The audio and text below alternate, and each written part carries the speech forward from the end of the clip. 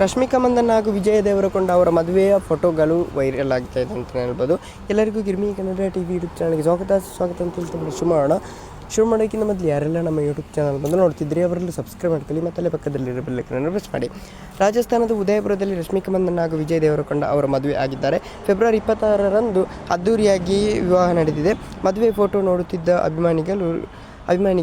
ನೋಡಲು ಕಾಯುತ್ತಿದ್ದ ಅಭಿಮಾನಿಗಳಿಗೆ ರಶ್ಮಿಕಾ ಮಂದಣ್ಣ ಮತ್ತು ವಿಜಯ್ ಮೊದಲ ಪೋಸ್ಟ್ ಮಾಡಿದ್ದಾರೆ. ತಮ್ಮ ಮದುವೆಯ ಸುಂದರದ ಫೋಟೋಗಳನ್ನು ಕೂಡ ಸೋಷಿಯಲ್ ಮೀಡಿಯಾದಲ್ಲಿ ಹಂಚಿಕೊಂಡಿದ್ದಾರೆ ಅಂತಲೇ ಹೇಳ್ಬೋದು.